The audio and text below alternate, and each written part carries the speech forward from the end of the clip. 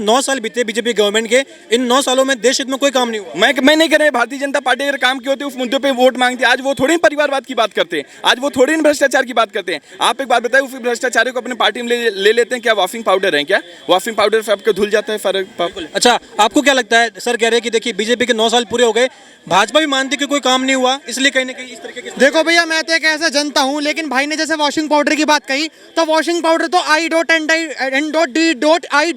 में भी नहीं है। जो कल तक केजरीवाल जी सपा के नेता मुलायम सिंह के बेटे अखिलेश यादव को गाली देते थे, अरे ये तो चोर है, वो 2 पैक मारने के बाद ये तो चोर है, उसी के साथ मिल गए। अब दूसरी चीज और आपका थोड़ा क्राइटेरिया कर देता हूं मैं। आपने कहा कि 200 रुपए सिलेंडर, 200 रुपए कम करने में सरकार को अब याद आई। 2014 के ठीक बात क्यों नहीं आई? तो यही सिलेंडर राजस्थान में 500 रुपए का कर दिया। यही सिलेंडर तब 500 रुपए क्यों नहीं करा जैसे ही वो राजस्थान में जीते थे? वो तभी क्यों करा जब राजस्थान के इलेक्शन अब आ चुके हैं। बोया किसका बीज है? नेहरू का। क्यों दे दिया एक्साइज चीन? बताओ क्यों दे दिया अरुणाचल प्रदेश? आज वो क्लेम कर रहा है, क्यों कर रहा है? हम तो अखंड भारत की फोटो से वो उसमें पार्लियामेंट में जो न्यू पार्लियामेंट बना है, अखंड भारत की फोटो तो हमने इसलिए लगा रखे क्या हमारा पहले अखंड भारत था। लेकिन चाइना ने ऐसे क्यों करा? कुछ तो झोल है। और मैं प्लीज कहना चाहता हूं, अगर 9-10 तारीख को यहाँ पे दिल्ली में G20 की बैठक हो रही है, शी जिनपिंग जरूर आ रहा है, UN तक बात जानी चाहिए और क्या कहते हैं हमारी समिट में होनी चाहिए कि अरुणाचल प्रदेश कैसा है। देखो ये बात देश की है, एक छोटा राज्य हमारे देश का हिस्सा है, ठीक है। राष्ट्रवादी का मतलब यही नहीं होता कि मैं हिंदू और मैं मुसलमान, देश के बारे में भी सोचना होता है। अगर G20 पे मोदी जी को, पहली बात तो मुझे जहां तक लगता है मोदी जी डंडा करके रहेंगे। तो आज इंडिया के पास चेहरा, हमारे पास विकल्प है। हो सकता है ये अच्छा काम नहीं करे, मैं इनको चुन लूंगा जी, ये अच्छा नहीं काम करे मैं इनको चुन। यही तो लोकतंत्र है, यही तो संविधान है, यही तो हमारा देश BR अम्बेडकर, भीमराव अम्बेडकर जी ने हमें करके गए ना, यही तो भगत सिंह बोलते थे, यही तो महात्मा गांधी जी बोलते। तो आप कह रहे हैं 9 साल बीते बीजेपी गवर्नमेंट के, इन 9 सालों में देश हित में कोई काम नहीं हुआ। मैं नहीं कर रहा। भारतीय जनता पार्टी अगर काम की होती उस मुद्दे पे वोट मांगती। आज वो थोड़ी परिवारवाद की बात करते हैं, आज वो थोड़ी भ्रष्टाचार की बात करते हैं। आप एक बात बताइए, उस भ्रष्टाचारी को अपने पार्टी में ले लेते हैं क्या? वॉशिंग पाउडर है क्या? वॉशिंग पाउडर से आपको धुल जाता है फर्क। अच्छा, आपको क्या लगता है? सर कह रहे हैं कि देखिए बीजेपी के 9 साल पूरे हो गए, भाजपा भी मानती है कि कोई काम नहीं हुआ, इसलिए कहीं ना कहीं इस तरीके के। देखो भैया, मैं तो एक ऐसा जनता हूं, लेकिन भाई ने जैसे वॉशिंग पाउडर की बात कही, तो वॉशिंग पाउडर तो I.N.D.A. में भी नहीं है। जो कल तक केजरीवाल जी सपा के नेता मुलायम सिंह के बेटे अखिलेश यादव को गाली देते थे, अरे ये तो चोर है, वो 2 पैक मारने के बाद ये तो चोर है, उसी के साथ मिल गए। अब दूसरी चीज और आपका थोड़ा क्राइटेरिया कर देता हूं मैं। आपने कहा कि 200 रुपए सिलेंडर, 200 रुपए कम करने में सरकार को अब याद आई। 2014 के ठीक बात क्यों नहीं आई? तो यही सिलेंडर राजस्थान में 500 रुपए का कर दिया। यही सिलेंडर तब 500 रुपए क्यों नहीं करा जैसे ही वो राजस्थान में जीते थे? वो तभी क्यों करा जब राजस्थान के इलेक्शन अब आ चुके हैं? इस बात का जवाब दीजिए। मैं निकलूंगा, मेरे पास समय की थोड़ी समस्या है। मैं आपको ये बताना चाहता हूँ, देश का चुनाव है, संसदीय का चुनाव है, सांसदों का चुनाव है, 2024 का चुनाव है। 19 के हम एजेंडों पे बात करें, उस पर आप बात कर लीजिए, 1 टू 1 डिबेट कर लीजिए, हम मानने के लिए तैयार हैं। जिस दिन इस देश का विपक्ष, जिस दिन हमारे अरविंद केजरीवाल जी जिस दिन अपना काम पूरा करेंगे, एक विपक्षी होने का काम पूरा करेंगे। अरे विपक्ष का मुद्दा क्या होता है? बेरोजगारी कम होगी, लेकिन कैसे कम होगी उसका ब्लूप्रिंट तो दो। पार्लियामेंट में इतनी लड़ाई लड़ सकते हैं, पार्लियामेंट को चलने नहीं दे सकते, लेकिन पार्लियामेंट में एक ब्लूप्रिंट नहीं दे सकते हैं कि अगर हमारी सरकार आएगी तो महंगाई हम ऐसे कम करेंगे। ठीक है, मैं चाहता हूं कि अगर विपक्ष आए तो अपने मुद्दों पे आए ना। ये लोग कहते हैं महंगाई कम करेंगे, कैसे कम करोगे? एक बार ब्लूप्रिंट दो। बेरोजगारी कम करेंगे, कैसे कम करेंगे? ब्लूप्रिंट दो। आपके नेता तेजस्वी यादव बिहार के कहते हैं कि 20 लाख नौकरियां देंगे, लेकिन फिर कहते हैं मैं तो मुख्यमंत्री तो हूं नहीं। हमारे अरविंद केजरीवाल जी कहते हैं कि अगर मैं मुख्यमंत्री बन गया तो 10-10 लाख नौकरी सबको दूंगा। अब कह रहे पहले मेरे को प्रधानमंत्री बनना तो तभी तो नौकरी दूंगा। क्यों भाई, मुख्यमंत्री का रोल नहीं होता? नहीं, बताइए ना। डायरेक्टिव प्रिंसिपल तो अपने पढ़े होंगे संविधान में। संविधान का ये जो मूल ढांचा बता के चले गए, आपने मूल ढांचे के ऊपर जो डायरेक्टिव प्रिंसिपल आता है वो तो पढ़ रखे होंगे। राज्य का काम भी तो कुछ होता है, वरना अरविंद केजरीवाल को गोद में खिलाने के लिए तो बैठा नहीं रखा। लेकिन विपक्ष का काम क्या होता है? देखिए, पहली बात मैं बता रहा हूं आपको, किसी भी सरकार का हम चापलूस नहीं कर सकते। जैसे भी मोदी सरकार है, हम इतनी बड़ाई, अंधी बड़ाई उनकी भी नहीं कर सकते। मुझे लगता है कि शायद अगर उन्होंने 200 रुपये सिलेंडर में कम करे, अभी धीरे धीरे करके हर चीज़ में कम होंगे। और ऐसे नहीं चुनाव के आते, अभी पेट्रोल खत्म भी होगा मेरे हिसाब से। जैसे मैंने स्टडी कर रखी है, पेट्रोल बंद होने वाला है। अब पेट्रोल की जगह जो गन्ने से जो निकलेगा, जो ऑयल बनेगा, उससे गाड़ियां चलेंगी, एथेनॉल ऑयल, उससे चलेंगी। इनके पास एक विजन है। देखो, मैं बीजेपी का सपोर्टर नहीं हूँ, लेकिन मेरे को बीजेपी को जहां तक मैं पढ़ता हूँ, उनके पास एक विजन है। मणिपुर में 2 लड़कियां निर्वस्त्र करके भगाई थी, किस तरीके से, जैसे पालघर में 2 साधुओं की तरह भगाया गया था। जैसे पुलिस वालों ने निर्वस्त्र करके उन महिलाओं को दे दिया था उन दरिंदों के हाथ में, वैसे पालघर के 2 साधुओं को भी ऐसे दे दिया गया था। क्यों उद्धव ठाकरे को इंडिया में लिया, आप बताइए। उद्धव ठाकरे की सरकार थी, पालघर में हमारे बेचारे साधुओं को पुलिस वालों ने ऐसे दे दिया कि लो नोच लो उन्हें, मार दो, कसूर क्या है? अरे भगवाधारी गुंडे हैं, गलती उनकी ये तो थी। देखो टीका मिटा हुआ होगा मेरा, इसलिए नहीं लगा रखा कि कल को कोई मेरे को ये ना कह दे कि ये बंदे जो टीका लगा रखा है ना ये भगवाधारी गुंडा है। डर लगता है जब हम भगवा गमछा पहन के निकलते, कोई ये ना कहते भगवाधारी गुंडा है। डर लगता है कि कहीं हम हनुमान चालीसा चौड़ में होके पढ़ ना दे, चाहे वो मेवात हो चाहे वो नू हो, कल को कोई ये ना कहते तो पाखंडी है। बीजेपी के अभी केंद्र में बीजेपी के राज में भी डर है। देखिए किसी भी सरकार पर निर्भर तो होना ही नहीं चाहिए, और ये बीजेपी जो खट्टर की सरकार है भाई साहब ये दोगली सरकार है, दोगली। मैं कभी खट्टर सरकार को सपोर्ट करता ही नहीं, पहली बात मैं किसी सरकार को सपोर्ट नहीं करता, खट्टर सरकार। और एक बात बताओ, होता पता क्या है? देखो होता यह है, मैं आपको एक स्टोरी बताता हूँ। एक बचपन से एक अंधा व्यक्ति होता है, जब वो अंधा व्यक्ति होता है ना, जब उसके कई साल बाद उसकी आंखें आ जाती हैं, तो वो चश्मा हटा के सबसे पहली चीज वो पता है क्या फेंकता है? अपनी छड़ी।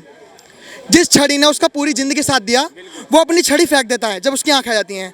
यही सरकार बीजेपी गवर्नमेंट और यही सरकार खट्टर सरकार हरियाणा की कर रही है। जिन लोगों ने और जिस समुदाय ने उसे जिताया खट्टर सरकार को, आज उसी का ही वो ऐसे छोड़ रही है कि भैया हम तो तुष्टिकरण की राजनीति करेंगे, हरियाणा में इलेक्शन आने वाले हैं। अरे पर बड़ा अच्छा मैसेज दिया उन्होंने। देखिए अभी जो वापस से नूह की यात्रा निकल रही थी, मना कर दिया, परमिशन नहीं दी गई। हवाला ये दिया गया कि देखिए अभी G20 की बैठक होने जा रही है, भारत की छवि कहीं खराब ना हो विदेशों में, इस तरीके से, और चुनाव भी नजदीक आ रहे हैं, तो हमने देश हित में ये फैसला लिया कि हमने यात्रा को रोका। इसमें किस बात की पॉलिटिक्स? अगर किसी धार्मिक यात्रा पे पाबंदी लगाना देश हित में हो सकता है तो मेरे हिसाब से नहीं होना चाहिए। अगर किसी धार्मिक यात्रा में किसी व्यक्ति की आस्था है अपने श्री राम के प्रति, अपने शिव जी के प्रति, अरे क्या वो मार काटने जा रहे थे? क्या मुहर्रम पे तलवारें नहीं लहरती? क्या वो मार काटने जा रहे? वो बेचारे जल चढ़ाने ही तो जा रहे थे। अरे एक बार उनसे पूछ लो जो कांवड़ लेने जाते हैं, 200 300 किलोमीटर पैदल चलते हैं नंगे पैर, 40 किलोमीटर की कैन, 40 किलोमीटर कैसे कैन, कमर टूट जाती है। कभी लेके आना भाई साहब, इस खट्टर सरकार को कहो कमर टूट जाती है। वो बेचारे शिव भक्त जल चढ़ाने के लिए अपने महादेव मंदिर, नल्लड़ महादेव मंदिर गए, उन पर पाबंदी लगा दी। अरे कुछ नहीं तो सरकार का रोल निभा दिया, 144 इम्पोस्ट कर दिया। बहुत दुर्भाग्यपूर्ण बात है, कभी भी किसी सरकार को इतना कंधे पे नहीं चढ़ाना चाहिए। भाई साहब देखो, ये हिंदू समुदाय ने जिताया इस बीजेपी को, और हिंदू समुदाय ने जिताया इस खट्टर को। अगर इसको समझ नहीं आती, बहुत मुंह के ऊपर गिरेगा ये खट्टर सरकार। हरियाणा में तो भाई साहब जाएगी, या तो बीजेपी अपना कोई और कैंडिडेट खड़े करे, बीजेपी या तो अपना कोई और कैंडिडेट खड़ा करे, वरना मेरे हिसाब से जो हिंदुओं की मैं सुन रहा हूँ बात, खट्टर सरकार 100% जाएगी। अरे कुछ लोग, कुछ चंद लोग, देखो मेरे जाट भाई भी है, गुजर भाई भी, पहली बात तो मैं हिंदू समाज से बिलोंग करता हूँ, तो मेरे जाट भाई भी, गुजर राजपूत सब हैं, सब। तो जाट 2 प्रकार के हैं, एक है RLD वाले जाट और एक है हमारे जाट भाई। जो RLD वाले तो वो तो विरोध कर रहे हैं कि महादेव के मंदिर में पूजा नहीं होनी चाहिए, और उनकी चक्कर में ये हरियाणा सरकार आ रही है। लेकिन जो हमारे जो मारे गए, अभिषेक को देखा होगा आपने, अभिषेक बजरंगी था, उसमें कितने जाट थे, कितने गुजर थे, कितने अलग अलग जातियों के, लेकिन सब थे हिंदू। चुनाव आ रहे हैं, देखिए हरियाणा में भी चुनाव है, विधानसभा चुनाव में, आपको लग रहा है कि ये जो घटना घटी है ये कहीं ना कहीं अब बीजेपी को यहाँ पे कहीं ना कहीं बाहर कर सकती है? मुंह के बल गिरेगी, और शायद हो सके तो इन्हें भागने का भी मौका। लोकसभा चुनाव में, लोकसभा चुनाव में नहीं कह सकता, अभी तो बहुत सारे मुद्दे बनेंगे। देखो पहली बात मैं एक बात बताना चाहता हूँ, 2019 के बाद एक प्रोटेस्ट 2024 की तैयारी थी, इस बात को हम मानिए। अग्निवीर योजना आई, देखो किसी के हित में अच्छी भी होगी, किसी के हित में बेकार भी होगी, लेकिन ट्रेनों को जलाने का मतलब क्या था? एक प्रोटेस्ट, कोई भी प्रोटेस्ट हो, कोई भी प्रोटेस्ट, वो सब 2024 की तैयारी थी। अभी देखते हैं क्या क्या होगा, अभी तो खेला स्टार्ट हुआ है। अभी देखिए खेला की आपने बात करी, ममता बनर्जी कहीं ना कहीं विपक्ष का जो गठबंधन है इंडिया, उसमें एक बड़ा चेहरा है। प्रधानमंत्री का जो विजय रहा विधानसभा के चुनाव में मोदी चेहरे पर जो लड़ रहे थे, उसे वहां पर बंगाल में रोका गया। आपको नहीं लगता कि अगर विपक्ष में इतने बड़े बड़े चेहरे हैं, कई लगभग 26 पार्टी और 63 ऐसे बड़े चेहरे हैं, आपको नहीं लगता कि मुकाबला इतना कड़ा होने वाला है कि बीजेपी को कहीं ना कहीं डर सता रहा है? होना चाहिए, नहीं देखो डर बात तो ये है, होना चाहिए, कंपटीशन होना चाहिए। अगर कंपटीशन होता है ना तो हर जगह से हल आते हैं। आपने बात कही ममता बनर्जी की, ममता बनर्जी वही ममता बनर्जी है जो मणिपुर हिंसा पे तो रोती है, लेकिन उन्हीं के स्टेट में एक लड़की को साड़ी उतार के, ब्लाउज उतार के नंगा परेड कराया जाता है, और वो किसी पार्टी से नहीं होती। उसका कसूर बस ये था कि वो भाई बंगाल की एक औरत थी, और सबसे बड़ा कसूर तो यह था कि वो इस देश की नारी थी। हमारे देश में सिर्फ देश की नारी कुछ लोग हैं, चंद लोग, जैसे मान के चलिए हमारे देश की नारी पता है कौन कौन है? हमारे पहलवान, सब एक नहीं करा।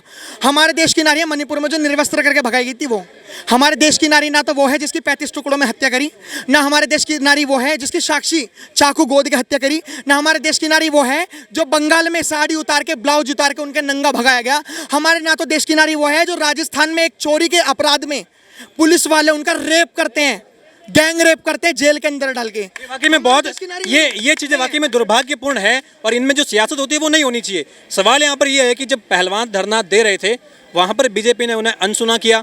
आपको मालूम होगा कि जो वर्ल्ड लेवल पर जो रेसलिंग की बात होती है तो वहाँ पर इंडिया को अब मना कर दिया गया है, आपके खिलाड़ियों को अब हम वहाँ पर एंट्री नहीं देंगे। क्यों नहीं देंगे? क्योंकि आपकी यहाँ पर स्थिति इतनी खराब है। ब्रिजभूषण को लेकर के सवाल उठे तो बोले आपके यहाँ पे स्थिति खराब है, सरकार जो है वो इसमें कहीं ना कहीं डिसीजन ले नहीं पा रही। आपको लग रहा है बीजेपी को खामियाजा भुगतना पड़ेगा?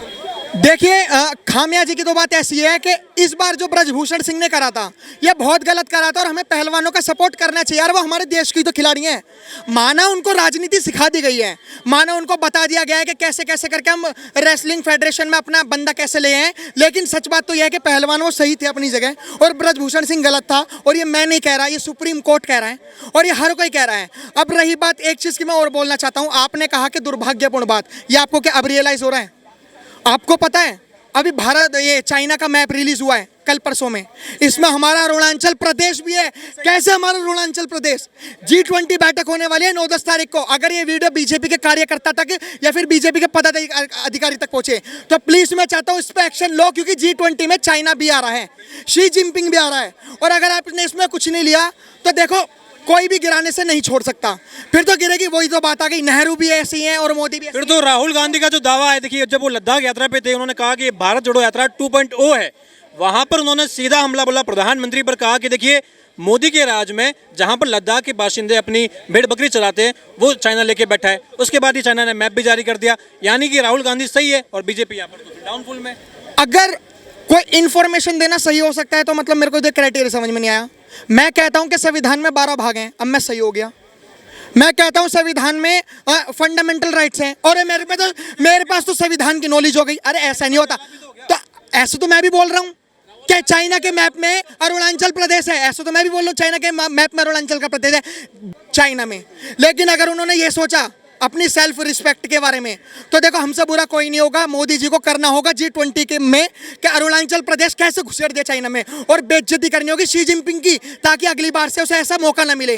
जैसे अभी आपने देखा होगा साउथ अफ्रीका में अभी मोदी जी की विजिट थी तो पाकिस्तान को नहीं बुलाया था, कितनी गंदी बेइज्जती हुई थी। चाइना का प्रेसिडेंट शी जिनपिंग अकेला आ रहा है, उनका बॉडीगार्ड रोक लिया, कितनी गंदी बेइज्जती थी। एक बेइज्जती और होनी चाहिए हमारी G20 में। 24 के चुनाव में विपक्ष के पास देखिए मुद्दों की बात हो रही है, कहीं ना कहीं विपक्ष और भी मुद्दे लेके आ रहा है। एक और मुद्दा वो ये भी लेके आ गया कि देखिए जैसे ही चुनावी माहौल हो गया, बीजेपी ने चंद्रयान 3 पे नामकरण करना शुरू कर दिया, शिव शक्ति नाम रखा, तिरंगा नाम रखा। ये चुनाव आ गए तो आपने नामकरण भी ऐसे कर दिए, कहीं ना कहीं चुनावी फायदा ले रही है। देखिए पहली बात तो मैं कहना चाहता हूँ जो चंद्रयान 3 लॉन्च हुआ है वो किसी सरकार ने लॉन्च नहीं करा, वो हमारे पढ़े लिखे साइंटिस्टों ने लॉन्च करा है। लेकिन दूसरी बात जो शिव शक्ति नाम रखा हुआ है, भैया क्यों? हमारे भगवानों के नामों से तुम्हें क्यों चिढ़ा है बताओ? अगर वहां पे शिव शक्ति नाम रख दिया तो तुम हमारे भगवानों से इतनी चिढ़ा कि तुम क्या कहते हैं शिव शक्ति का विरोध करोगे, मतलब एक जगह का विरोध करोगे। अरे आप मोदी का विरोध करिए, हमारे भगवानों का विरोध करने का मतलब क्या बनता है?